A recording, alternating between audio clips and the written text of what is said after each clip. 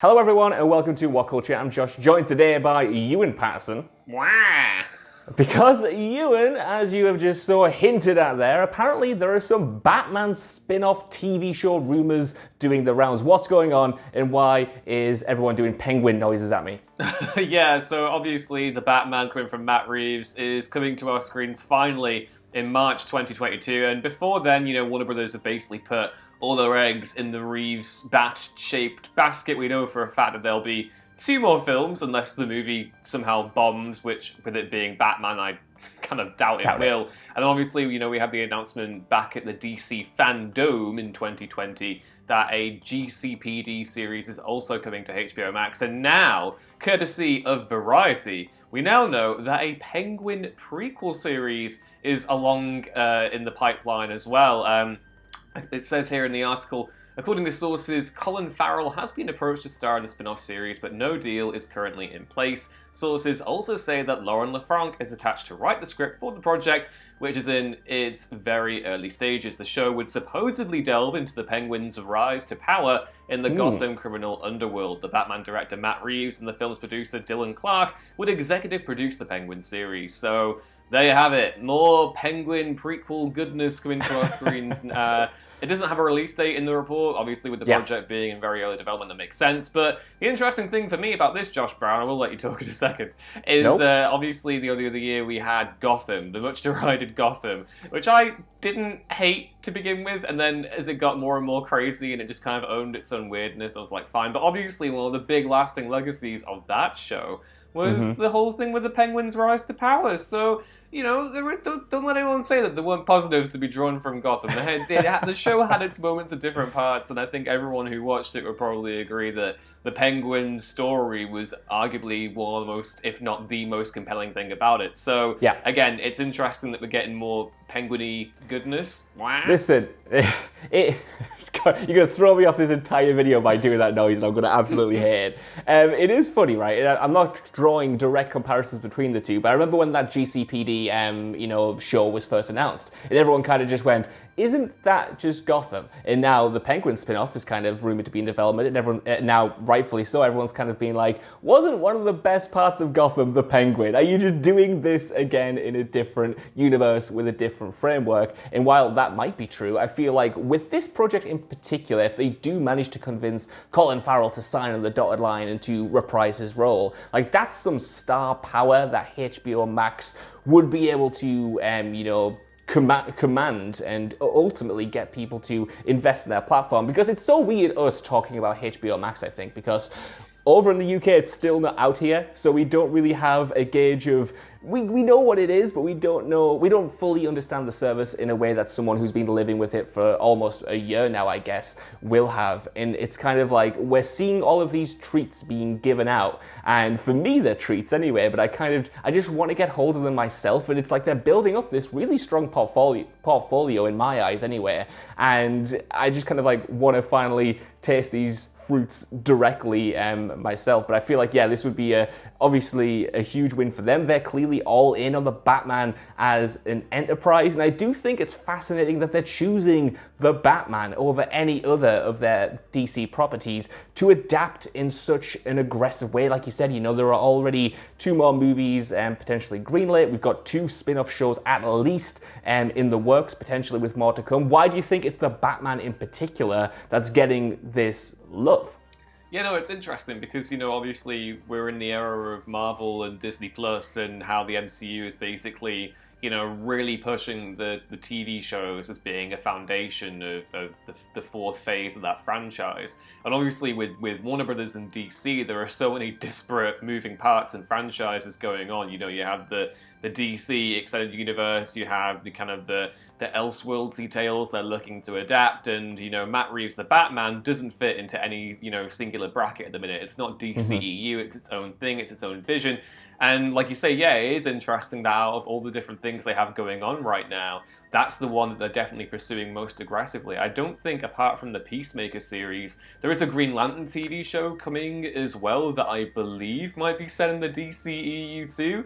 But it's interesting that, we're kind of going to have Batman as this separate kind of entity that's very much derived from Reeves's vision. And of course, everything we've heard since he boarded the project is that, he has this amazing vision for Batman that is really delving into, taking a sort of comprehensive approach to the character's source material, looking at the best parts of, like, the Bronze Age, the Modern Age, looking what performed well in the movies and stuff, and obviously in animation too. So it seems as though what Reeves is doing, this vision, is definitely resonating with Warner Brothers executives, and also it's exciting for us because it's a case of like, well, I'm looking forward massively to what he's done here because, it has a great cast in terms of the Batman itself, and then also the books that he cited as providing the framework for his universe. I love, they're some of my favorite Batman stories. So again, it's illustrating the breadth of the universe too. I think the GCPD show is going to be a prequel focusing on Batman's first year.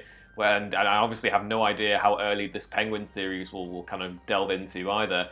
But it certainly feels as though there is a natural groundwork there for to expand and flesh out this mythos that doesn't feel particularly disingenuous or contrived. There feels like there's a lot of effort and attention to detail being put into the world building going on here. Yeah, 100%. I think it kind of benefits from being in its own offshoot of the DC universe. It has this new playground to play in that, fans, I feel like they're, just really eager to see. The trailer obviously resonated with a lot of people. There's been so much hype around the Batman as a single movie, but also, like you said, the world it promises to establish, the books that have been kind of mentioned, the influences both cinematic and from the page that Matt Reeves has been talking about, the talent that has been amassed. Colin Farrell here, who's we still don't know how big of a role he's going to play in the movie, but obviously a huge name, a really great actor, can carry his own show, could carry his own movie if he wanted to. You've got Paul Dano, you've got Robert Pattinson, you've got all of these great actors, all of this great talent in front and behind the camera, that if I was WB, which, thankfully I'm not, I would be looking to, exploit that as well. I would be looking at who we have and why not give them their own TV show? Why not give them either, a mini series or a 5-season run? You've got the people there, you've got the interest there, and hopefully you've got the talent on the writing side and the directing side to bring it all together and make it feel cohesive and make it feel satisfying. And it might feel a little bit, because we don't have the Batman yet, like they're once again running before they've even learned to walk. But with this one in particular, and I guess you can say this for any filmmaker you like, but I feel like the bones seem strong, is what I'm trying to get at. The bones seem strong, and the bones seem like they will facilitate strong little baby projects that come off it. Yeah, no, totally. And anything that kind of gets to, obviously they're focusing on the big hitters currently with like the Penguin, an A-list Batman character. But we still think, I think the GCPD show, annoyingly, isn't going to be like I've heard when Ed Brubaker was doing his talk with Kevin Smith earlier in the year that from what he's heard, the GCPD show isn't going to be like a straight adaptation of Gotham Central, which he co-wrote alongside Greg Rucka, which is a shame because that comic is amazing. And I think that, as a series, there is so much you can learn from it in the sense that it's not just, Gordon doesn't show up at all. It's all about the different kind of smaller beat cops that work in there, like Renee Montoya and Chris Allen and stuff. And I hope that going forward, it isn't just a case of like, because the issue with Gotham, the TV show, is that it was so obsessed with, ticking off the boxes of every single A-list Batman character we could kind of fit in there. So I really do hope that for the going forward, maybe looking even beyond the GCPD show and the Penguin show or whatever, we get to delve into those smaller stories and see those, less explored aspects of the Batman mythos be brought front and center to the big screen. Because so far, even though what we've seen has been like, a really unique interpretation of Batman in terms of looking at the brief snippets that we've seen so far, I definitely hope that going forward, the franchise brings something new to the table, at least for people who aren't familiar with the comics. Yeah, totally. I mean, I would love to see that as well, I think there's space, especially when you have this model where you can make the big tentpole movies, but then you can also experiment with potentially riskier projects to shine a spotlight on characters that, people haven't seen in 5 different iterations of this franchise before. characters that people might not have even heard of entirely that are, standouts from, the books and wider media. I think, if you've got this platform, use it in that way. Yes, have your big headliners like the Penguin, but also balance that out with some interesting projects that will deepen the world and ultimately deepen the playground that, WB and HBO Max have to work with. I think it is interesting that, it is ultimately HBO Max, and that's the branding that Warner Brothers went with for this platform. And I do think that does reflect in the Batman as a property over potentially some of the other DC universe stuff. It kind of fits that brand. It's a little bit darker, it's a little bit quote unquote grittier. And even, I know he's gone now, but I think it was Terrence Winter who was initially tapped to do the GCPD show. I think he's left now, but obviously he has ties with,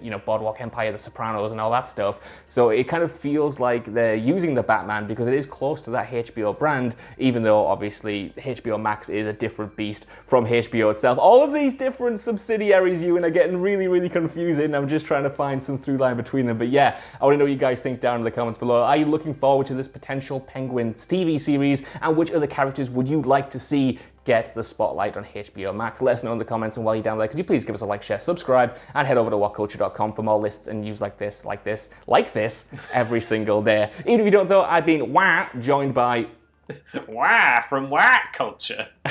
We'll see you next time. Bye.